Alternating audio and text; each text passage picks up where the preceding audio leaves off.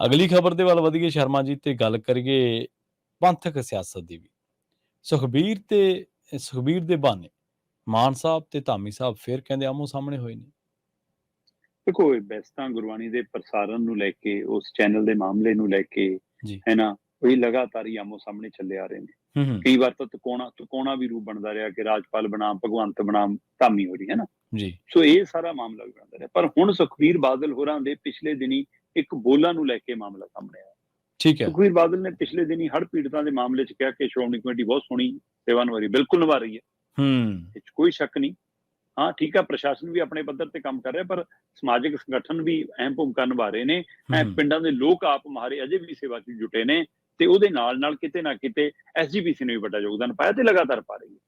ਤੇ ਇਸ ਮਾਮਲੇ 'ਚ ਸੁਖਬੀਰ ਬਾਦਲ ਨੇ ਕਿਹਾ ਕਿ ਸ਼੍ਰੋਮਣੀ ਕਮੇਟੀ ਬਹੁਤ ਸੋਹਣੀ ਸੇਵਾ ਨਿਭਾ ਰਹੀ ਹੈ ਜੀ ਹੜ੍ਹ ਪੀੜਤਾਂ ਦੀ ਮਦਦ ਦੇ ਲਈ, ਤੇ ਅਸੀਂ ਜਲਦੀ ਹੀ ਦਰਬਾਰ ਸਾਹਿਬ ਦਾ ਅਕਾਊਂਟ ਨੰਬਰ, ਬੈਂਕ ਖਾਤਾ ਨੰਬਰ ਦਰਬਾਰ ਸਾਹਿਬ ਦਾ ਅਸੀਂ ਅਖਬਾਰਾਂ 'ਚ ਜਨਤਕ ਕਰਾਂਗੇ, ਤਾਂ ਕਿ ਜਿਨ੍ਹਾਂ ਨੇ ਸਹਿਯੋਗ ਦੇਣਾ ਦੇ ਸਕਣ। ਠੀਕ ਹੈ। ਤੇ ਇਸ ਮਾਮਲੇ ਤੇ ਭਗਵੰਤ ਮਾਨ ਨੇ ਘੇਰ ਲਿਆ। ਭਗਵੰਤ ਮਾਨ ਕਹਿੰਦਾ ਸੁਖਬੀਰ ਬਾਦਲ ਜੀ, ਦਰਬਾਰ ਸਾਹਿਬ ਦੇ ਬੈਂਕ ਖਾਤੇ ਬਾਰੇ ਤੁਹਾਨੂੰ ਕਿਵੇਂ ਪਤਾ? ਤੁਹਾਨੂੰ ਬੈਂਕ ਖਾਤੇ ਦੀ ਜਾਣਕਾਰੀ ਕਿੱਥੋਂ ਹੈ? ਜੀ। ਤੇ ਤੁਸੀਂ ਕੌਣ ਹੁੰਦੇ ਹੋ ਫੈਸਲਾ ਕਰਨ ਵਾਲੇ ਕਿ ਜਨਤਕ ਅਸੀਂ ਕਰਾਂਗੇ? ਕਿਹੜੀ ਹੈਸੀਅਤ ਨਾਲ ਤੁਸੀਂ ਕਿਹਾ? ਕਿਹੜਾ ਅਧਿਕਾਰ ਹੈ, ਕਿਹੜਾ ਅਹੁਦਾ ਹੈ ਤੁਹਾਡੇ ਕੋਲ? ਇਹ ਕੰਮ ਸ਼੍ਰੋਮਣੀ ਕਮੇਟੀ ਦਾ। ਤੇ ਇਹ ਜਦੋਂ ਤੰਜ ਕੱਸਿਆ, ਉਹਨਾਂ ਨੇ ਸਵਾਲ ਖੜਾ ਕੀਤਾ, ਤਾਂ ਸੁਖਬੀਰ ਦੀ ਪਿੱਠ ਤੇ ਕਹਿ ਲਈਏ, ਜਾਂ ਇਹ ਸਿੱਧਾ ਮਾਮਲਾ ਧਾਰਮਿਕ ਸੰਸਥਾ ਦੇ ਨਾਤੇ ਸ਼੍ਰੋਮਣੀ ਕਮੇਟੀ ਨਾਲ ਜੁੜਦਾ, ਉਸ ਨਾਤੇ ਕਹਿ ਲਈਏ, ਐਡਵੋਕੇਟ ਹਰਮਿੰਦਰ ਸਿੰਘ ਧਾਮੀ ਸਾਹਮਣੇ ਆਏ। ਕਹਿੰਦੇ ਮੁੱਖ ਮੰਤਰੀ ਭਗਵੰਤ ਮਾਨ ਜੀ, ਹਰ ਗੱਲ ਤੇ ਸਿਆਸਤ ਨਹੀਂ ਕਰੀਦੀ ਹੁੰਦੀ। ਅੱਛਾ, ਠੀਕ ਹੈ। ਕਿਸੇ ਗੱਲ ਨੂੰ ਛੱਡ ਵੀ ਲਈਦਾ, ਕਹਿੰਦੇ ਮਾੜੀ ਮੋਟੀ ਸ਼ਰਮ ਵੀ ਕਰੀਦੀ ਆ।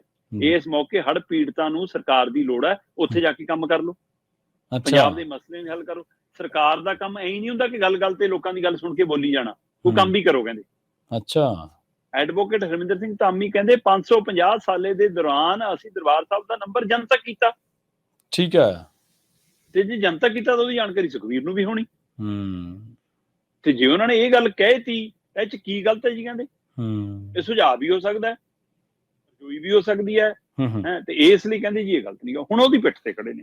ਸੋ ਇਹ ਮਾਮਲਾ ਖਾਸਾ ਅੱਗੇ ਵਧੂਗਾ, ਤੇ ਐਡਵੋਕੇਟ ਹਰਮਿੰਦਰ ਸਿੰਘ ਧਾਮੀ ਕਹਿੰਦੇ ਬਿਲਕੁਲ ਜੀ, ਕਿ ਅਸੀਂ ਇਹ ਖਾਤਾ ਜਨਤਕ ਕਰਨ ਬਾਰੇ ਸੋਚਾਂਗੇ, ਇਸ ਦਾ ਫੈਸਲਾ ਲਵਾਂਗੇ, ਤਾਂ ਕਿ ਜਿਹੜੀ ਸੰਗਤ ਆਪ ਮੁਹਾਰੇ ਸੇਵਾ ਕਰਨੀ ਚਾਹਵੇ, ਉਹ ਸਿੱਧੀ ਖਾਤੇ ਦੇ ਰਾਹੀਂ ਪਾ ਕੇ ਰਿਕਾਰਡ ਦੇ ਵਿੱਚ ਆ ਕੇ ਉਸ ਦੀ ਸਾਰੀ ਰਿਕਾਰਡ ਰੱਖਿਆ ਜਾ ਸਕੇ। ਇਸ ਲਈ ਕਹਿੰਦੇ ਇਸ ਵਾਲੇ ਨਾਲ, ਤੇ ਜੇ ਕਹਿ ਵੀ ਦਿੱਤਾ, ਕਹਿੰਦੇ ਰਾਜਨੀਤੀ ਨਹੀਂ ਕਰਨੀ ਚਾਹੀਦੀ। ਸੋ ਅਸਲ 'ਚ ਟਕਰਾਵ ਲਗਾਤਾਰ ਵੱਧਦਾ ਜਾ ਰਿਹਾ ਜੀ, ਚਾਹੇ ਉਹ ਚਿੱਠੀ ਲਿਖਣ ਵਾਲੇ ਮਾਮਲੇ 'ਚ ਰਾਜਪਾਲ, ਚਾਹੇ ਹੁਣ ਇਸ ਮਾਮਲੇ 'ਚ। ਸੋ ਇਹ ਪੰਜਾਬ ਦੇ ਮੁੱਦਿਆਂ ਤੋਂ ਧਿਆਨ ਹਟਾਉਂਦਾ ਵੀ ਹੈ, ਭਟਕਾਉਂਦਾ ਵੀ ਹੈ। ਤੇ ਇਸ ਮਾਮਲੇ 'ਚ ਇਹ ਸਵਾਲ ਬਿਲਕੁਲ ਦਰੁਸਤ ਹੈ ਕਿ ਜੇਕਰ ਇਸ ਮੌਕੇ ਸਾਰੇ ਬਿਆਨਬਾਜ਼ੀਆਂ ਤੋਂ ਹਟ ਕੇ, ਜਿਵੇਂ ਭਗਵੰਤ ਮਾਨ ਤਾਂ ਖੁਦ ਕਹਿੰਦੇ ਸੀ ਕਿ ਮੈਂ ਫੇਰ ਦਊਂਗਾ, ਵਿਰੋਧੀਆਂ ਦੀ ਜ਼ਬਾਨ ਆ ਜੇ ਮੈਂ ਹੜ੍ਹ ਪੀੜਤਾਂ ਲਈ ਕੰਮ ਕਰ ਲਵਾਂ, ਤੇ ਫਿਰ ਹੁਣ ਇਹ ਬਿਆਨ ਕਿਉਂ ਦੇਣ ਲੱਗੇ? ਹਲੇ ਹੜ੍ਹ ਤਾਂ ਮੁੱਕੇ ਨਹੀਂ ਜੀ। ਸੋ ਇਸ ਲਈ ਇਹ ਫਿਕਰਮੰਦੀ ਹੈਗੀ ਹੈ ਜੀ, ਕਿ ਥੋੜੀ ਸਿਆਸਤ ਪੰਜਾਬ 'ਚ, ਹੇਠਲੇ ਪੱਧਰ ਦੀ ਸਿਆਸਤ ਲਗਾਤਾਰ ਗਰਕਦੀ ਆ ਰਹੀ ਹੈ। ਇਹ ਫਿਕਰਮੰਦੀ। ਜੀ। ਮਾਨ ਸਾਹਿਬ ਜਦੋਂ ਕੰਪੇਨ 'ਚ ਹੁੰਦੇ ਸੀ ਨਾ, ਤੇ ਇੱਕ ਗਾਣਾ ਬੜਾ ਵਜਾਉਂਦੇ ਹੁੰਦੇ ਸੀ, ਦਬਦਾ ਕਿੱਥੇ, ਪਰ ਉਹਨਾਂ ਤੇ ਇੱਕ ਗੱਲ ਇਹ ਵੀ ਲਾਗੂ ਹੁੰਦੀ ਹੈ ਵੀ ਟਲਦਾ ਕਿੱਥੇ ਜੀ।